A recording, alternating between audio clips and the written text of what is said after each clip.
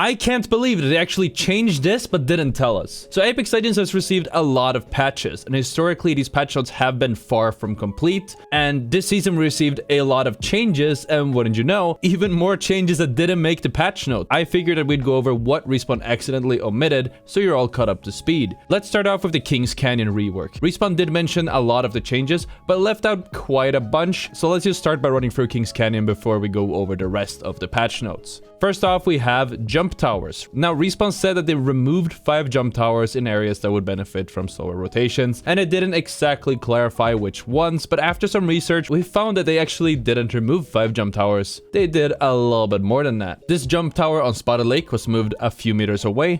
The jump tower on Capacitor High Ground was removed. The jump tower next to the market was removed. The large jump tower that connected Salvage with Gauntlet, also removed. The jump tower west of Repulsor, removed. The jump tower by Crossroads was also removed, and finally, the other jump tower between Capacitor and the rig was also removed. Now, I have no idea which ones they were referring to in their own article, but 2 of these changes were left out. It seems that Respawn wants to force earlier rotations for the teams that land around the edges of the map, which makes sense with the rig changes that we saw with this new season. It was the more centrally located jump towers around the map's hotspots that actually were removed. Next up is a small quality of life change that just helps a little bit with awareness. These panels on top of market were changed to be transparent windows, most likely to make it harder to camp the doorway from indoors, or to give the team inside a chance to see if a team is holding the roof before they push out. Respawn also didn't mention that they removed the respawn beacon on this junction while reworking it, either because it was too risky of a spot to revive from, or because it was too central and just too close to the revive beacon just nearby. They did briefly mention that the loot pool rarity changed, but they didn't disclose the full changes, so I figured that we'd actually do that. Airbase, Gauntlet, and Caustic treatment all went from high tier to mid tier, whereas Broken Relay, now named Basin, the outside area of labs, containment, and market went from mid tier to high tier. These changes all do make sense, and they seem to be aimed towards removing power from looting on the edge for a long time, and it goes in line that they want to force teams to rotate into the map if they want to get kitted. This adds another natural advantage for teams who drop central and then would rotate early for position. But do you know another natural advantage? YouTubers who have viewers who hit the like button, so please make sure to do that.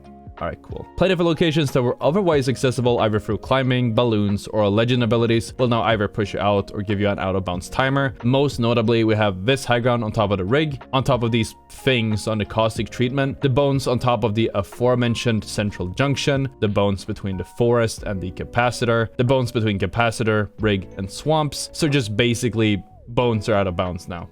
Out of bounds. I made a joke. You can laugh now. And of course, you can't climb as far up the pipes on Hydro Dam. Previously, you could run up like all the way up, but you ended up getting an out of bounds timer. Now it just pushes you off instead. The westmost building facing tunnels on artillery now has a fence on top of it to remove a little bit of power from the high ground in the final zones that end beneath it. A lot of rat spots were removed, and I could rattle off all of them, but then this video would be a lot longer. Most of the red spots that were removed were obviously where they changed the whole map geometry, so usually around the mountains on Kings Canyon. But just keep your eyes peeled on his channel. I'll be releasing a video with the new red spots very shortly. They removed one of the explosive holds on Crash Site, turning it from 3 holds to 2. The Space Cows got together in a true act of love, and in this season there's a baby Space Cow outside of Kings Canyon. As for the rest of the Season 14 patch notes, we'll start off with a huge change that came to Horizon that they just conveniently forgot to mention. Thankfully, they posted about it in a tweet right before the update did go live, which was specifically that Horizon's ultimate now takes friendly fire, meaning that it can be destroyed from your own or your teammates' gunshots, grenades, and abilities. Fun fact, it takes 50% more damage, which has a devastating effect when hit by Fuse's Knuckle Cluster. They did cover the laser sights pretty well, but forgot to mention that you actually can change the color of your laser sight by going into your gameplay settings and hitting the customize button right next to where you change your reticle color. They indirectly nerfed 1v1s in the firing range by making them a lot harder this patch, and the removal of knockdown shields made it a little bit more tedious to reset after dying, seeing as you need to pick up all of your gear again.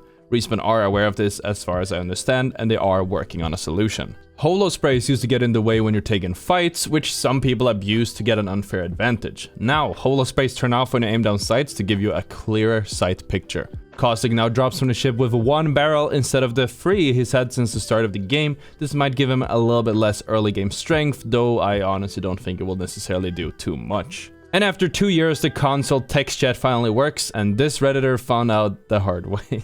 We're getting a level cap increase with the prestige system, but Respawn didn't explain just how the packs work. This article shows that we're getting a new epics pack every 10th level after level 500. The Hipfire Crosshairs are finally scaling accurately depending on your FOV, which means that the Hipfire is finally accurate, especially for shotguns such as the EVA 8 or the Peacekeeper, which is welcome because they were horrendously inaccurate in the previous seasons. Also, make sure that you're in the 17.4% of other people watching this and hit that subscribe button. Thank you so much. I really appreciate it. There wasn't an explanation on Vantage's Rangefinder, and I thought that it was just bugged, but the Rangefinder doesn't necessarily show you the bullet drop of your weapon at any range, but instead the bullet drop at the range of whatever target that you're looking at. What this means is if you hover over your target and lock your passive on them, the blue dot will change to show you the bullet drop at whichever range your marked target is at. Looking away from your target won't actually change this, you will still have the same range until you lock on someone else. The store now shows all currency, including your legend tokens, so you can see how many of these useless points you've collected. Maybe they're just useless for me, since I unlocked all the legends, so there's nothing for me to buy, and I just keep farming them for the occasional skin recolor. I don't know what to do with 1.9 million legend tokens. I just don't know. Respawn, please. Let me do something. Can I give them away? Something. The introduction of laser sights means that overall nerfed SMGs. Barrel stabilizers were removed, and the patch notes do show that the base hipfire spread was increased, but I wasn't expecting it to be this bad. I'd honestly say it was misleading. Lobotomy grabbed all the actual stats out of the game from Season 13 and Season 14 for our convenience, and then cross-referenced them. And it turns out that the base hipfire spread for SMGs was doubled. This means that a weapon with a blue laser sight still has worse spread than the Season 13 normal hipfire spread.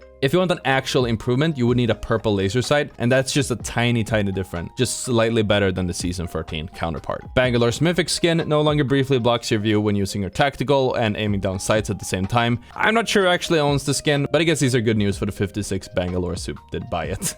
The kill feed will now display when you or a teammate are crafting an item and what item that they're crafting. It's just not necessarily the exact item that they're crafting. For example, if they're crafting a backpack, it will not show the rarity, just that they're crafting a backpack. This will also display when you're thanking a teammate for something, such as giving you an item, respawning, or reviving you, which is a decent quality of life change. Out of bounds was actually slightly buffed again, with abilities suddenly working when out of bounds. This was removed from the game in the Season 13 patch to make Valkyrie and out of bounds plays less strong. I went in game and spent about an hour of my time testing the different legends to see which tacticals do work, and it appears that it really only works on certain movement abilities, such as Pathfinder's Grapple, Horizon's passive ability, and Valkyrie's VTOL Jets. Though, it seems that these only work the first time you hit out of bounds when dropping out of the dropship, probably to give you a little bit of leeway if you screw up your drop, and it just makes the game feel a bit more responsive. And of course, I saved the best for least, tap strafing has been nerfed. You can no longer turn more than 90 degrees by using scroll tap strafing. This isn't just for double jumps, but also for doing tap strafes in the middle of normal in-game movement. Odds are that this is temporary, but there were sure patch notes, and this is actually an ongoing story, so I decided to add it to the video. If you want to hear maybe what they should have added, make sure to check out the video on the screen, as this has my suggestions what would make Apex a lot better. Thank you so much for watching, and I'll see you all tomorrow.